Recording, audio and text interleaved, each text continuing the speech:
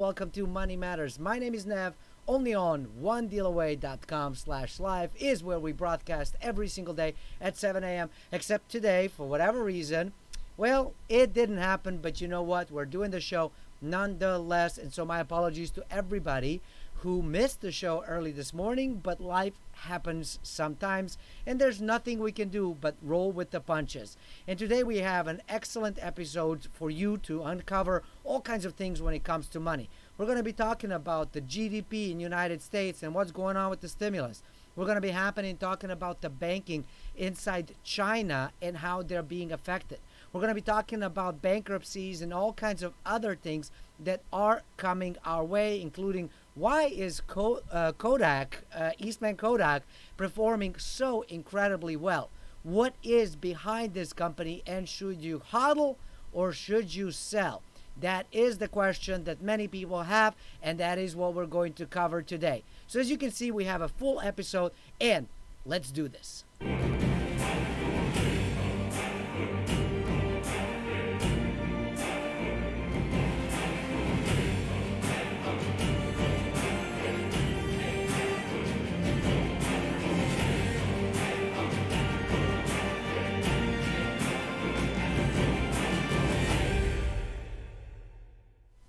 And hello, everybody. Welcome, welcome, welcome. Super excited that you are here. I hope you're excited that you are here as well.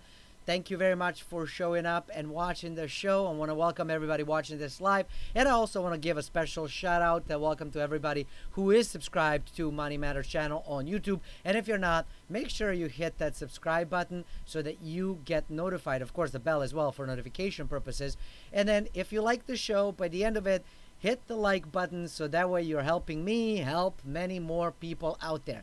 And we do have a first news of the day, and this is what has been transported. I don't know if it's been transported. It's been reported yesterday, July 30th. Today's Friday, July 31st. And so we have, of course, a little bit of a lag in the news. So here we go. 3 months of hell. Not my words, words from NPR. U.S. economy drops nearly 33% in a quarter, in worst GDP report ever. The sharpest economic contraction in modern American history, the Commerce Department reported Thursday. Gross domestic product, the broadest measure of economic activity, shrank at an annual rate of 32.9% in the second quarter. The economic shock in April, May, and June was more than 3 times as sharp as the previous record, 10% in 1958. Many of us were not even alive when that happened, and some of us were only young, so we don't recall it. And there's only a few that were, full-fledged adults that remember it really, really well. And nearly 4 times the worst quarter during the Great Recession. And right here, you could actually see what the performance has been since the 50s. And you can see, look at this thing. Look how everything over here is, and look at this thing. Now, when we go back, I typically go back to this one because it's fairly recent, right? The 2008 fiasco. And of course, that's recent for many of us, so it's easier to remember and live through it. And that on its own was horrific. And look at this thing. I mean, this barely, no, it didn't even touch the 9%.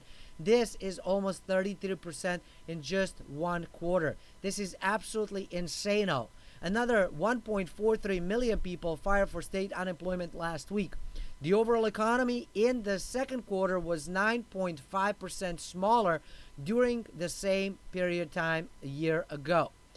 One of the people that was talking about the folks that are coming to work or not coming to work are saying associates are more scared to work today and guests are even more afraid to go out, so sales have dropped. And this is the story for many companies out there that are trying their best to keep alive and keep going. And of course, people have been sharing and talking about the Fed doing this stuff and not doing this stuff. Is it good? Is it bad? And here's the thing. I don't think a single human being, well, there might be some human beings, but vast majority of people are not looking for handouts. They just want to be able to survive. And so if you don't have income, you can't really survive because all of these expenses are mounting. Now, what is happening with the stimulus? Well, nothing since yesterday. It's pretty much still dead in the water. Here is the information that is latest. This is the hottest off the press. It's been published only a few minutes ago. The White House willing to cut a stimulus deal without liability shield, breaking with McConnell. So there you go. White House is willing to cut a deal with Democrats that leaves out Senate Republican registration aimed to protecting employers, hospitals, and schools from coronavirus-related lawsuits. Now, of course, they're saying that President is very keenly focused on unemployment and insurance. And President Donald Trump, we've been told, is wanting to do just about everything possible to send money out to people and to extend the unemployment insurance and the eviction stuff. Unfortunately, all of that has expired a week ago, and filings for evictions have already started, as well as notices and everything else. And of course, this week, nobody is getting extra pay in their, paycheck. And so we will see that this is going to have a severe consequences on what's happening, not just in the economy as a whole, but for people. That's the biggest piece, right? So, of course, we have to talk about the economy. That is very, very important, but it's the people as well. Now, the report goes on to say that we're not negotiating over liability protection. McConnell said this is the red line, and basically saying this is the major obstacle. If it's not there, we're not even pushing it forward. Trump told reporters that the White House wants to move quickly and approve a partial extension of unemployment benefits and extension of federal eviction moratorium so that people don't lose their homes. However, none of this stuff has been passed. And of course, we are basically stuck right now. But what are people doing and what's happening around the world? Let's talk first about the people. And one of the things that you may want to know is that, people are suffering all over the world. This is not just in the United States. We do have a report from Europe when it talks about GDP. And right now you will see that the Eurozone GDP plunges by 12.1% in second quarter. Gross domestic product GDP across the euro area plunged by a record 12.1% in the second quarter. Germany, the bloc's largest economy, reported GDP decline of 10.1% in April to June quarter. The steepest decline since quarterly GDP calculations for Germany began in 1970. France, the second largest economy, fared worse, with output shrinking by 13.8%, also a historic low. Italy contracted by 12.4%, and Spain reported 18.5% fall in GDP. Excuse me. As you can see, it's happening not just in the United States, but all over the world. Clearly, United States suffered way more than the other economies have, and we have also been printing way more than other economies. So what has this been driving? Well, it's happening all over the place that more bankruptcies are happening. Here is the latest report of one of the largest chains that you've likely have heard of. California Pizza Kitchen declares bankruptcy. California Pizza Kitchen, facing months of unpaid leases and with a dwindling amounts of cash, declared bankruptcy yesterday. It operates about 200 locations, has more than $400 million in debt, and is mostly owned by a private equity firm, Golden Gate Capital. Now, if California Pizza Kitchen was not owned by the private company, I am fairly certain that something similar to what has happened to Kodak would have happened to them. Here is the news from Kodak.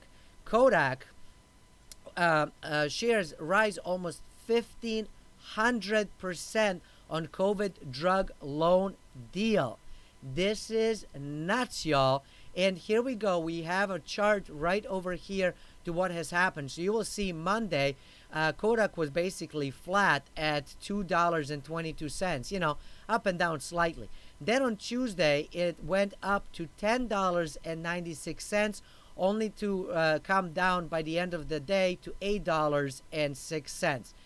Then, in an unprecedented move, well, I don't know if it's unprecedented because we've seen it happen with many companies. The moment that they go into bankruptcy or there's some sort of big announcement, the Robinhood army just goes bananas and starts buying like Fed. I was going to say crazy, but hey, maybe they are related.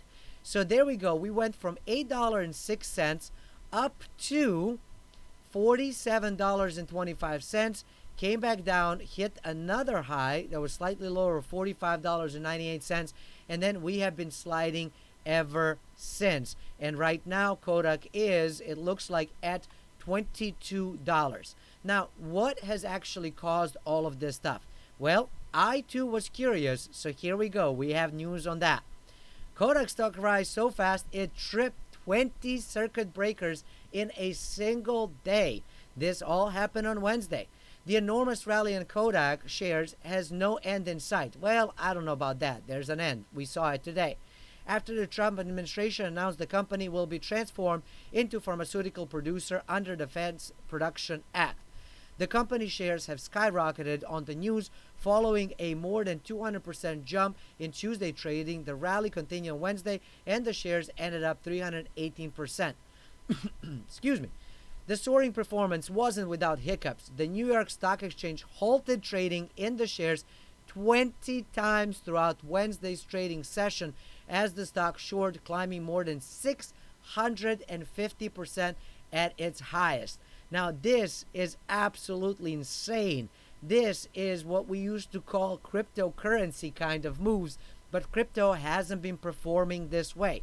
Now, crypto has been performing incredibly well, and we're going to take a moment. I actually haven't pulled it up, but I'm going to pull it up right now as we speak to see what is happening inside the crypto market. And here we go. Take a look. You will see the Bitcoin is still well above $11,000 and climbing.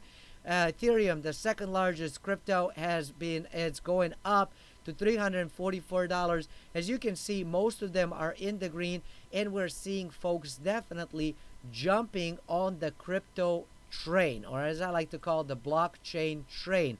And that is a very important piece that I think we should all pay attention to and acknowledge. Now, with all of these changes and all of this stuff happening, here's what's happening inside gold. Gold spot price actually has gone down to 1940 basically yesterday morning, and it's now back to the 1970s. Silver took a slightly smaller dump, which I don't know that I would call it a dump, because it went from what is this high over here, like 24.82 down to, I don't know, 23.46, and it has been steadily climbing up. And as you can see, the gold-silver ratio is steadily coming down, basically confirming that while gold will continue most likely to rise, silver will likely rise even faster. Now, here is what the most commonly traded things are, the sort of top 10 things that are happening inside the Robinhood army, because I don't know how else to call them. And so this is from Robin Track, and they're reporting a few different things of sort of what is the hottest, some popularity changes, and you will see the Kodak is actually number 7. Now, I pulled this up this morning, so let me refresh the page and see what's going on. And Kodak is number 2, but it actually has dropped 16,993 sort of anyways, you will see here the top things that folks are still getting into and jumping in. And Ford and GE, boy, they have been holding up steadily. Now, we do have an opinion that is coming out of William Ebbs that was basically published last night, that it says, here is why you need to dump Kodak stock immediately. And he's basically arguing that the near bankrupt firm stock Eastman Kodak received a $765 million loan for a Trump administration to produce specialty pharmaceutical chemicals. The news sent Kodak soaring over 1,000%, 1,500% as reported by Financial Times, to $36. Actually, we saw that it was like 47 or whatever, from 3 in matter of days. I would say in matter of hours. The company's CEO purchased roughly 46,700 shares a month before the news dropped, raising questions about ethics and insider trading. This is very interesting, and it would not shock me if SEC decides to investigate it. However, who knows? They just might not do that. And you know what? The CEO, I mean, if he did, and it sounds like he did buy almost 50,000 shares, probably at $2, potentially could have sold it at $40-some, making him a nice chunk of change. Cha-ching! Can we say that? This share price level vastly exceeds any realistic valuation from the new revenue opportunity. It's a pump and dump of presidential proportion. Most recently, Kodak moved into cryptocurrency space. With the mining rig, customers could borrow for $3,400 if they gave Kodak 50% of the cut of their earnings. The concept received widespread derision for being unprofitable for miners, and it was eventually shelved after the price of Bitcoin fell in 2018. 2 years later, Kodak wants to move into pharmaceutical manufacturing. The company is plagued by titanic losses from operations and negative cash flow. In the first quarter of 2020, Kodak's revenue declined by 8% to $267 million, a net loss of $111 million. And they're saying don't let yourself be hoodwinked. And don't be buying it. You need to dump it if you own it. And of course, clearly, as we saw from different reports, that price has actually dropped quite a bit.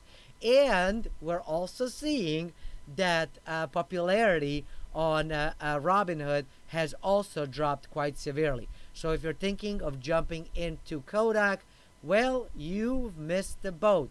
Congrats if you have made the money. Unfortunately, my fear is that many more lost money than actually made it. Now, I did share with you that we're seeing some very severe financial troubles and problems of what is actually happening around the world, around the banking sector. Now, we did talk about some of the banks in some of the countries. I think we covered Turkey a few days ago. We talked about Lebanon. We've been talking about Venezuela and Sudan and some of the other places that are starting to experience a bit higher inflation, some hitting hyperinflation, and some experiencing for a very long time.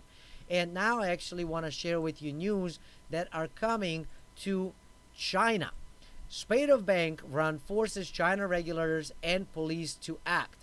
Just since the past month, worried savers have descended on 3 banks to withdraw funds amid rumors of cash shortages that were later dismissed as false. Over the weekend, customers rushed to a bank in the northern Hebei province to take out their money.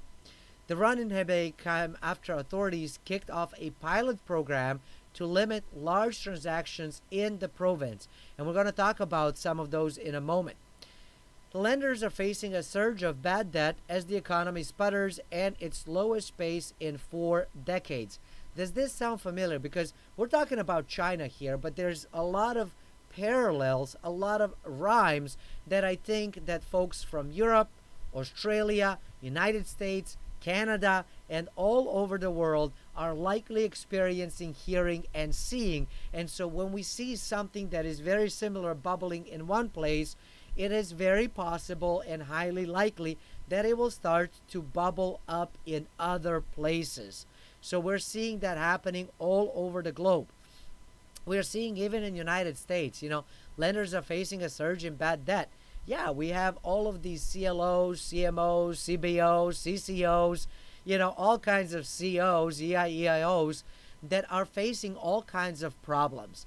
There's all of these lending stuff that has happened, but because there's no income, nobody's there to pay. People can't pay mortgages. People can't pay debt obligations. They can't cover stuff, and so we're seeing drastic moves happening inside the debt credit market, which are bonds. Also, another name for it is bonds. And so it's very interesting. Of course, everybody's asking banks to come in and help. But there's a problem. When you start printing and trying to shell things out, the GDP is shrinking everywhere. And as we have covered, GDP is sort of like an income for the country. When that thing shrinks, but you are printing out more, that is highly problematic. But you don't see the problem right now, right? Imagine this. You go out, and some of you might not have to imagine because you've been living it, or you are living it, or you have lived it at some point, where for whatever reason your income shrinks, right? But you still have the expenses. Well, what do we end up doing? We end up running into our savings account and we spend it. Once we run out of that stuff, we try to be like, okay, what can I sell? Once we start running out of things to sell, we start going into borrowing things. And then what happens when you borrow yourself out to the max and now you owe to pay off that debt plus all the expenses, but the income is not coming in? Well, we get into a lot of stress, a lot of problems, bankruptcies. You have to go in through and deal with all kinds of challenges right there. Well, that's no different for a company. It's just bigger. We're dealing with, instead of with thousands and 10,000s and 100,000s, we're dealing with 100,000s, millions, tens of millions, and hundreds of millions. Excuse me. Or I forgot to bring water and I got something in my throat, but that's okay. I'll live. Or when we're dealing with the country, instead of talking about the millions, we're talking about billions, tens of billions, hundreds of billions, even trillions or tens of trillions. And that's just the number. You just add the zeros, but the problem is exactly the same. But if we're bringing it back down to the scale, if you really think about it, right? The first couple of months when you are sort of going and tapping into your savings and taking a bit more out of your a credit card and paying just the minimum payment so that you can stay current and that kind of stuff, it's not necessarily a problem. The problem is experienced months down the line, sometimes years down the line, and that's the part that concerns me a great deal. It's not necessarily right this moment. I think right this moment we're sort of sputtering along and being semi okay, at least most of us, but it's the long term trend that is very, very dangerous and scary when it comes to the financial matters. So let's continue. They're also asking banks to forego 1.5 trillion yuan in profit this year by offering lower lending rates, cutting fees, deferring loan repayments, and granting more unsecured loans to small businesses to help the economy. Now, this again sounds very, very familiar, right? We're experiencing a lot of that in United States, in Europe, and the rest of the world. And sometimes the central bank backs it, and sometimes not so much. And it's very, very complex and complicated. But that is putting our financial and banking sector into a giant risk. China now plans to allow local governments to use about 20 billion yuan from bond sales to help smaller banks replenish their capital. Small banks are facing a $349 billion shortfall in capital and about 80 billion yuan worth of Chinese bonds defaulted on an offshore so far. So this is an interesting piece, but it doesn't end there. I found a few more pieces and bits of news that give us a little bit more information as to what's going on with this stuff. Remember how I told you that they are starting to monitor large transactions. Now, large is in the eye of beholder, as they say. To one person, $100 is a lot. To another person, it's nothing. Same thing with 10,000. For some businesses, 10,000 expense, it's nothing, and for others, it's a lot. It just depends on the size of the business and the size of their economy that they are dealing with. So let's take a look at this article right here.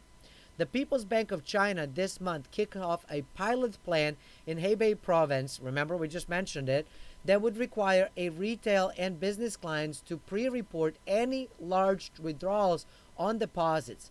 The 2-year program will then be expanded to Zhejiang and Shenzhen in October, encompassing more than 70 million people. Authorities stepped up in last month to halt bank runs at 2 local lenders in Hebei and Jiangxi. That comes on top of an already shaky situation last year, which saw China bail out and seize several struggling banks. Again, same stories, the countries change, but the stories are exactly the same. Tightened monitoring of unreasonable demands of large amounts of cash. Unreasonable demands of large cash. Wait, what? It's your money. Why is it unreasonable that you would want your money? That's the part that I don't understand. But that's the propaganda that is being put out there. It sounds very silly to me. And so I look at that stuff and go and say, I've seen this happen all over Eastern Europe. I've seen this happen in Russia and Russian bloc. I'm seeing this happening in Middle East and Latin America. We've seen it in Central America. We've been seeing it in Asia all over the place. We've seen it in Western Europe, not recently, but we've seen this in the past. In the past, while it doesn't always repeat exactly, it does tend to kind of rhyme. And so we're hearing very similar stories. The name of the province or a town changes, the name of the country changes, the name of the currency changes, but the stories are all the same. And they're all pointing to one big thing. The financial system as we know it globally is going to go away. Now, it's not just going to die off and we're going to have nothing. It's going to be replaced with something. We just don't know what that is. Now, my personal thought and belief is that there's going to be some sort of version of a blockchain something. Is that going to be decentralized? Likely not, because one thing that I do know that countries, politicians, and the wealthy like is control. When you have decentralized blockchain, you don't have much control. It's kind of like the market, right? When it's not being bamboozled and controlled and manipulated and all of that stuff, and I'll share with you some of the additional stuff in a moment. But when that is not happening, right, when you have a true real market of price discovery where, I go in and offer one thing, you counteract, and we go back and forth until we both agree on the price that we deem that is acceptable and adequate for both of us. That's market discovery. That is the pure market. We don't have that right now. It's all being, mumbo jumbo behind the scenes, kind of being gambled away, all in an effort to make you and I poorer and the owners of the assets and the issuers of the equity to make just a teeny bit richer, if not a whole lot richer. So this is one of those things, and we're going to talk about some of the things that I like to personally hodl, so to speak, and maybe that's a hint for you to sort of offset some of these risks that are coming, very likely coming our way. Again, I don't have a crystal ball. It broke years ago, so I don't know exactly how things are going to play out. I'm just looking at the stories and the narratives and the charts and the reports and everything that has happened, using a little bit of my brain, a little bit of my experience, a little bit of my education, and putting the dots together to say, it looks like a storm is coming our way. We better start moving things outside from the outside in. Businesses are to provide information on transactions exceeding 500,000 yuan or $71,000. Now, this may seem like a whole lot of money, but it's not a lot of money for a business, especially if you're a large and very profitable business. So now, in order to get the money, you have to fill out the paperwork, and the paperwork has to be approved by somebody else, and they're basically putting all this red tape. Now, recently, I have actually listened to, I want to say it was about 2 weeks ago, I listened to a special report out of China and people that were trying to do business with China and seeking some assistance from the individuals that was being interviewed to talk about their challenges and problems of taking money out of Chinese banks. And so they will reach out to the Chinese bank, and Chinese bank says, I don't know what you're talking about. You have to fill out the report. They said, we understand we have to fill a report, but we never got it. They said, well, we sent it to you. You got to check with the central. With the central, you go in. They're saying, I don't know. It's back down to the regional. You go back to them. Do you see what I'm saying? It's red tape, basically designed to never, ever give you your money. But it's your money. It's rightfully yours. You earned it. You went out there and worked. You produced something. You sold something. You created something. You should be rightfully be able to go in and take it. Now, if you are saying, well, this is China, this does not happen in the developed world. I mean, here in the United States, we can go and take out money, no problem. Yeah, good luck. Give it a shot. Try withdrawing, I don't know, $5,000, $10,000. Heck, try withdrawing $15,000 and see how easy exactly it is to take it out. I can personally tell you it's not very easy at all. There are many times that you can go in and they're saying, oh my gosh, well, this is what's happening. Then they verify stuff. Then they run you through the Interpol. Then they run you through the FBI list. Then they check in with the CIA. Then you have to fill out another report. Then they're looking at the fingerprints. Like you literally have to give them freaking fingerprints. Then there, once all of that stuff is done, they're questioning you and looking at you all kinds of funny. Then they're like, hold on for a minute. Then they go in the back. They're calling somebody else. Security all of a sudden shows up behind you. You're like, what is going on? I mean, I think you would have an easier time if you tried to rob the darn thing than to legally withdraw your own money. And then sometimes, if you're lucky, you may get a check, not even cash, but you might be lucky and get some cash, not always. Typically, what ends up happening is that if you want to withdraw cash, that sum of it, then they're saying, well, we don't have that kind of money right now. Can you come back in a week? Can you come back tomorrow and stuff? So, anyways, if you don't believe me, go ahead and give it a shot and let me know of your experience by putting it down in the comments. It's nearly impossible. Even such a small amount as like, $2, $3, $4,000, it's ridiculously challenging. And whenever you go in, the person on the other side of the counter, I mean, they will be, questioning like, well, what do you need money for? And I'm like, it's none of your business, lady. Count. Let's go. So, I mean, they will question you and convince you and tell you stories how it's very dangerous and your money is much safer with them and all of these different things. And it's quite silly if you ask me personally. So $71,000 may seem like a lot of money to us as individuals, but to the businesses, that's not a lot of money, especially for a larger business that has to go in and do the payroll or get the raw materials or whatever, right? So it's not a whole lot of money. For individuals, the threshold spans between 100,000 yuan and 100,000 and 300,000 yuan. So we're looking at what?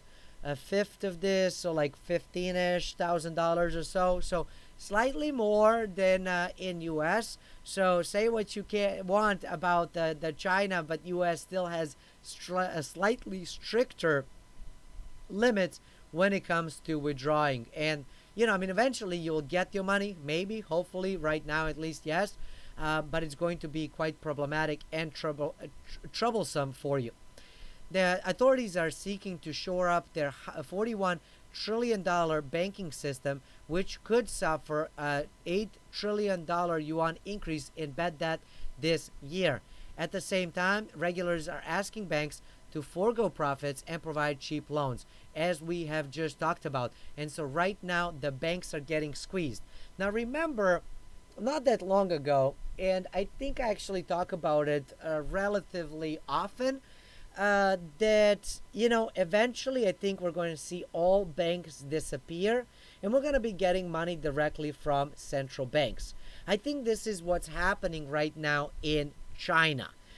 Where they're basically squeezing the banks. And what happens, you also saw the report of how they're taking over the banks.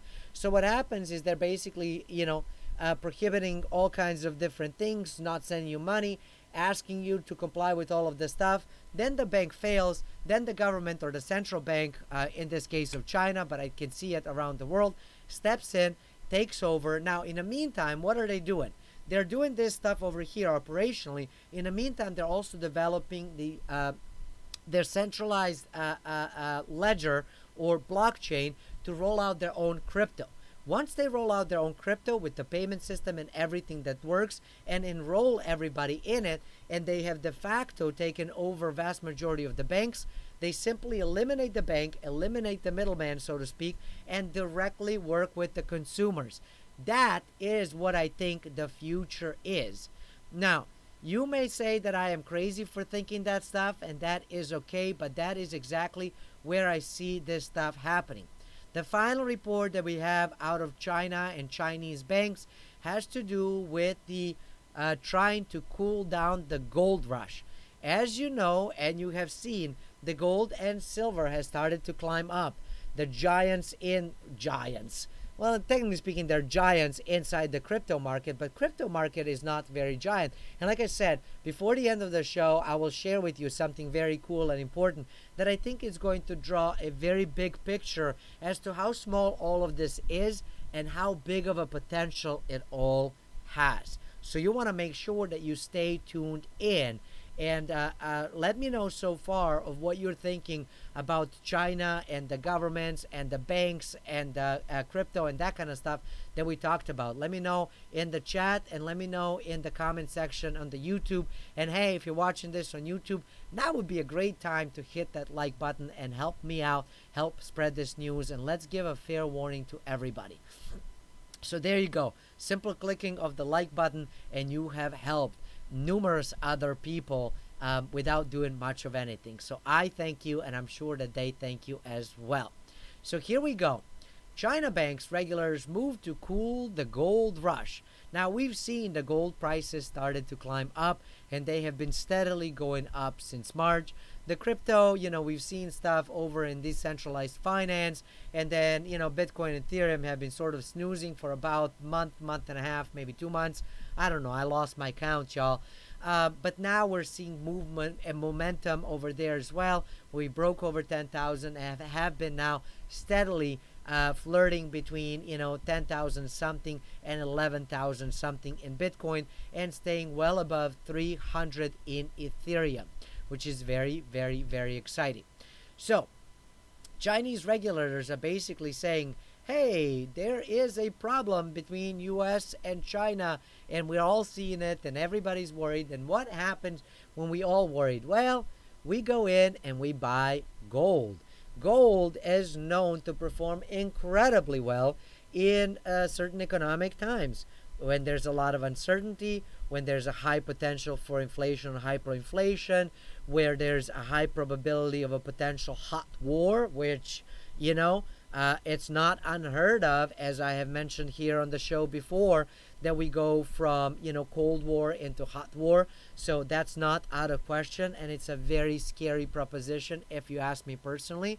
I don't know how you feel, but that's kind of how I feel about the whole thing. Because at the end of the day, wars are stupid. You know what I mean? I don't know. That should be a quote and a tweet right there. Wars are stupid. Because at the end of the day, do you really care who's right and wrong when so many people lose their lives and livelihoods and people they love and care about and their homes and everything else gets destroyed? It's ridiculous. And again, you want to ban something, ban war. That's what I'm saying. But what the heck do I know? A deepening rift between the United States and China has also become a factor drawing mainland investors to gold. Industry and Commercial Bank in China, the country's biggest lender, said on Wednesday it would bar its clients from opening new trading positions for platinum, palladium, and index products linked to precious metals from today. So starting today, no more starting any new trading position. So if you're in, you're in. You can get out, but you can't get back in anymore.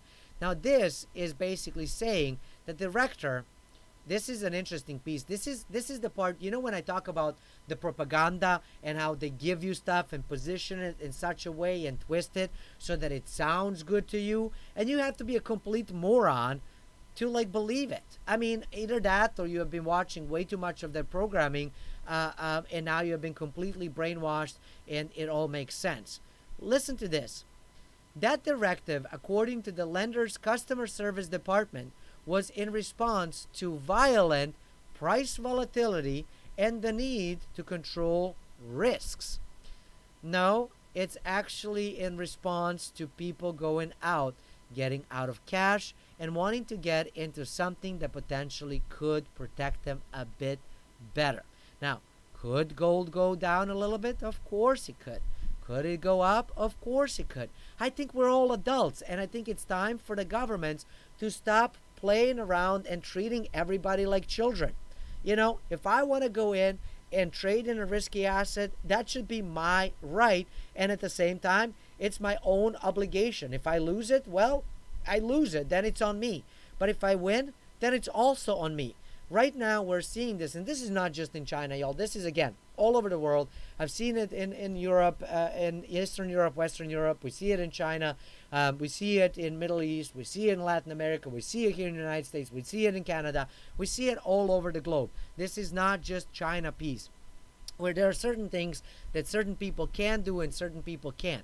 For example, here in the United States, you likely have heard of the thing called a sophisticated investor. What the heck is a sophisticated investor? It's nothing more than a person who earns a set amount of dollars. And if you qualify as sophisticated investor, there's no sophistication about it. You just happen to land a job that pays you more than whatever the threshold that they have set, however they have set it. Who knows? Somebody probably sat there, smoked a little something, drank a little something, and came up with the number and was like, yeah, sounds about right, let's do this. That's the only thing that makes somebody a sophisticated investor.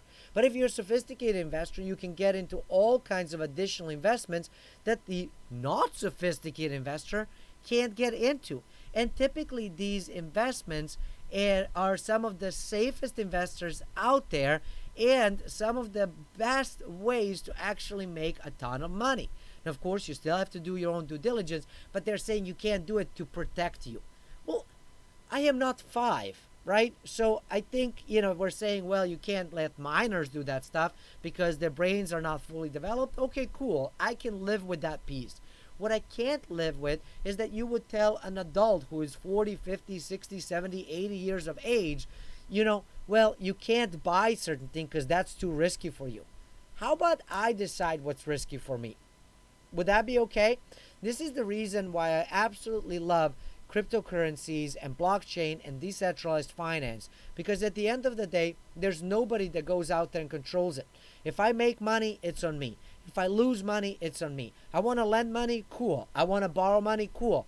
Nobody really sits there and questions you any of that stuff, and that's one of the reasons why I think many people are jumping on that blockchain train, as I like to call it. Because it comes without censorships and it gives you an ability. Now, of course, is there risk? There's risk in freaking everything. There's a risk if you hold cash, right? There's an inflation which could eat all of your cash, and next thing you know is worth nothing, right? If you had a dollar 50 years ago, that dollar could buy a lot of things. That dollar could today, I don't even know that it could buy you, like, I don't know, can it buy you a pack of gum? I haven't bought gum in a long time. But, can it buy you a can of Coke? I don't know. So that's part of the question that comes in. So there's a risk with that. Sure, you could lose money putting money into gold. Absolutely. You can lose money putting into stocks, bonds, mutual funds, ETFs, real estate, everything, right? Everything has a risk, right? People always go and say, well, this is very risky. Well, everything has risk. You have to account for it, and in order to account for it, you have to study and pay attention and that kind of stuff. But at the end of the day, I don't think it should be government's right to say, well, that's just too risky for Neb, but it's not too risky for Joe. Why? What makes us so different, right? We should be able to decide for ourselves of what is and is not risky. That's just kind of how I feel about it. I don't know where you stand. Let me know, but here you go. That's my wrap on the whole thing. Now, Agricultural Bank of China said it had recently suspended new businesses related to gold. They're literally shutting down one thing that tends to perform really, really well in inflation and uncertain periods of time. The Shanghai Futures Exchange, where gold and silver futures contracts are traded, also urged its members to strengthen risk management efforts and invest rationally. Gold remains a niche investment in China due to limited investment channels. So not only is it limited of what you can get and where you can get it, but now they're also limiting you in ability to be able to get it. They're literally robbing their people blind. Okay? Now, I'm not a gold bug per se, right? I do believe that it has its time and place, and I think that that time and place is coming our way. And I'm also very much a libertarian that says, if you want to own gold, own freaking gold. You want to have physical, go for it. You want to have paper, go for it. I personally think physical is better than paper because you can't be manipulated as easily, right? And it has its value and all of that stuff. But I also see the other side of it, that paper is much easier. You hold it in some sort of brokerage account. You use your password manager, boom, buy, sell, done. Holding physical is much more challenging. Where do you store it? You got to pay for storage fees. How does that? But, to each their own. We're all adults here. Now, they're basically saying that investors mainly rely on purchasing paper gold in China at commercial banks as a way to counteract risk. Chinese investors are also actively trading gold ETFs, whose turnover has jumped in recent weeks. Now, one of the things that also know is that they are basically saying that they want to prohibit, prevent this people going in so that they don't experience the same thing of what has happened inside the oil market when in April, when the price went down to negative $37 per barrel, whatever. So that's what they're basically saying. They're trying to prevent people from happening to them.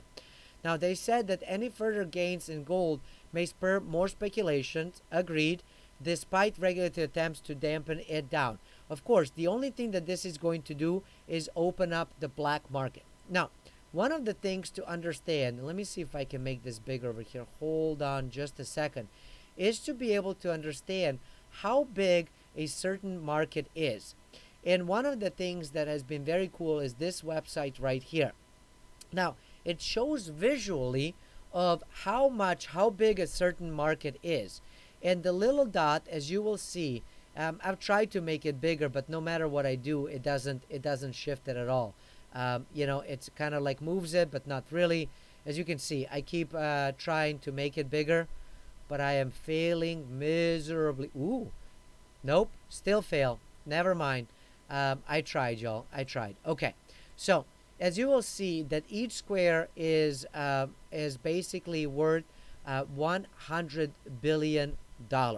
So here is kind of a visualization. Here is the silver market. And as you can see, it only has one little tiny square. That means it's very easy to manipulate and move it. And that's what makes silver way more volatile and easier to move and manipulate.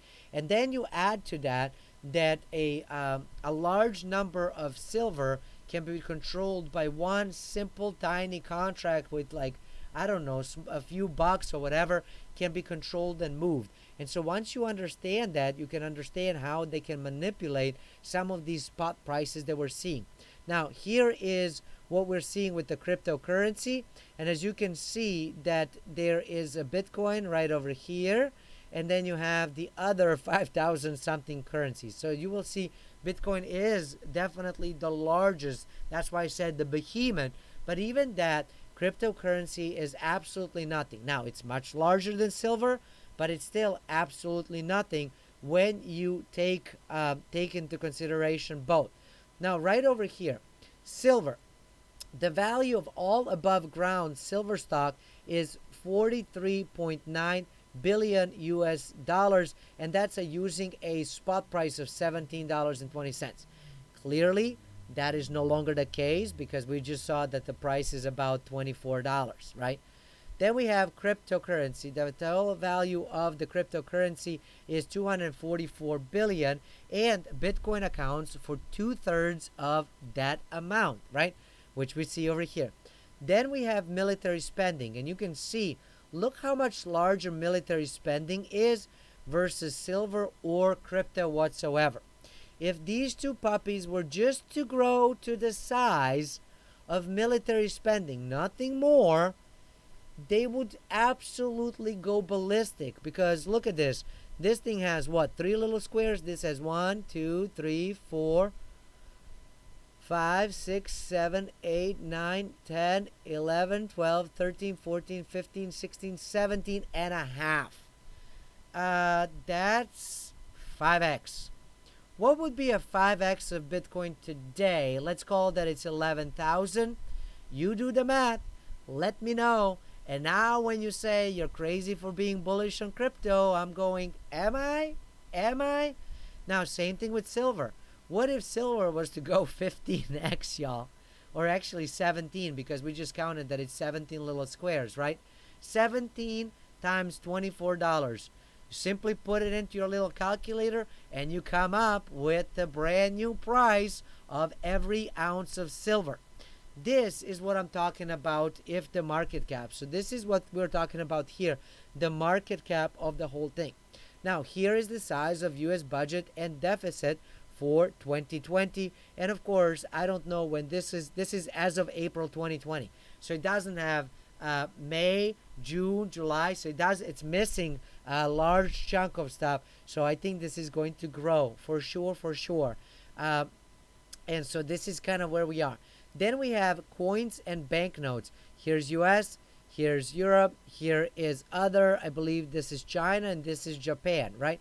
Now here is the Fed's balance sheet, right? And this is what was added on the balance sheet since January. So, I will be very interested to see what's going to happen later on.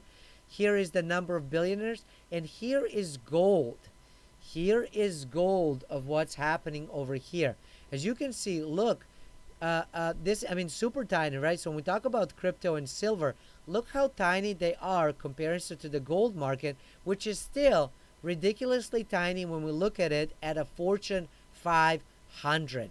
Fortune 500 are the 500 largest companies in United States. And of course, they comprise of Microsoft, Apple, Amazon, Alphabet, Facebook, and many other Robinhood favorites that are in it that live with it. Now, here is what the stock market looks like. So you have New York Stock Exchange, NASDAQ, and all other exchanges. Look how much that is bigger than just gold and tiny little silver and crypto. Then we go into the money supply, and here is the MI1 and MI2, which if you don't know what these are, you want to go back on a YouTube channel in Money Matters, go back a few months back, and you want to check on Money Matters title where we go and we talk about the money supply. It will be roughly April, mid-April, early to mid-April is when we talked about it. So, then we have global debt. Look at this guy. Look how big it is. So this is the household. This is the government. Then we have non-financial corporations and financial sector. And you take this whole thing together. And here you can see it in a slightly different manner, right? They're about, equal. Not exactly, but sort of. Then we have global real estate. Now, when people say, Nev, you crazy about real estate? Absolutely am, because look how big this market is. You'd be stupid not to be excited about real estate. Residential, commercial, and agricultural. And as you can see, of course, residential is the largest.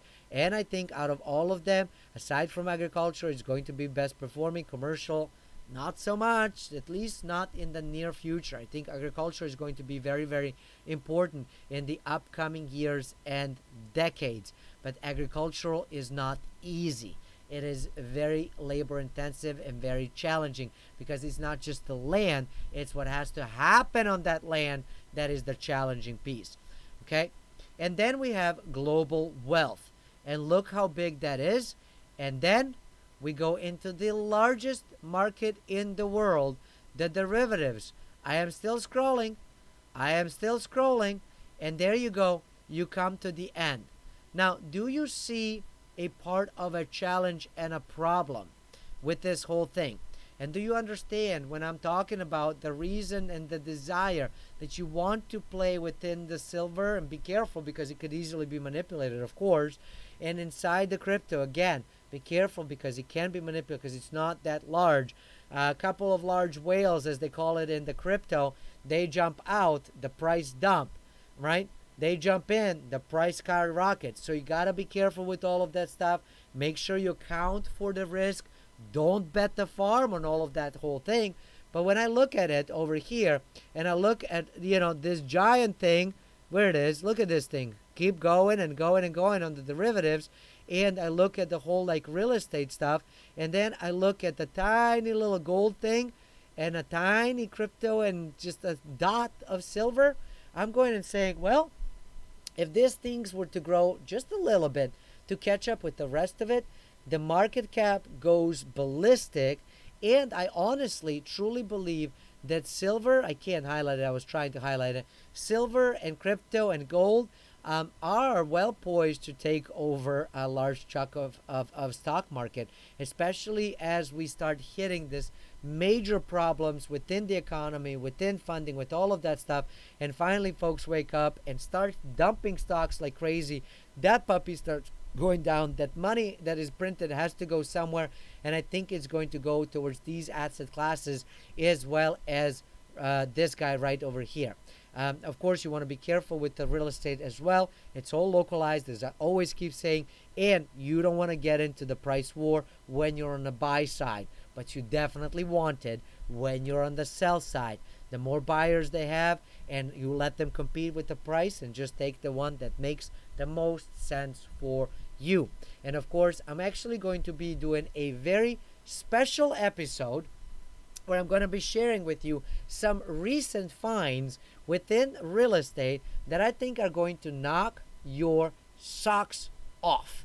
And you definitely want to tune in for that. And we're going to do that live tomorrow on Saturday. And we're going to do that puppy, let's say at noon Eastern Standard Time. We're going to go live and I'm going to share with you some very, very cool pieces of what I was able to find. And I think you're going to love it. And where we're going to go live? Only on onedealaway.com. So if you want to see this live and be able to ask questions and stuff, you definitely want to show up tomorrow at noon on onedealaway.com. We're going to talk about some cool ways that you can play inside the real estate because the market is hot. I don't want you buying on the hot end. I want you to get on the lower end and participate on the selling side of it. Of course, everything has risks, as I have mentioned, and none of the stuff that I share here, none of the stuff that I've shared in the past or I will share in the future is financial advice. You got to do your own due diligence. If you need financial advisor, find a competent one that is licensed to give you stuff and make sure that they know what they're talking about, that they don't just make a commission on selling you some sort of product regardless of what happens to you and your money.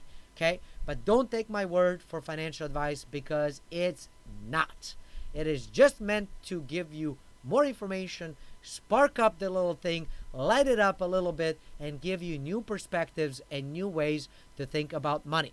I hope this is helpful to you. I hope you have learned a lot. If you have enjoyed this show today, make sure you give me thumbs up. Make sure you subscribe, hit the bell button, and I will see you tomorrow at 7 a.m. for a crypto show. We're going to go deep into cryptocurrencies, what's happening there.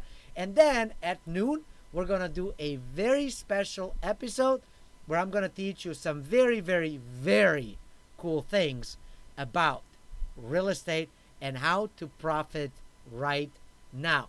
Thanks for watching. I will see you tomorrow. Until then, stay forever money blessed. And do remember, you are only one deal away.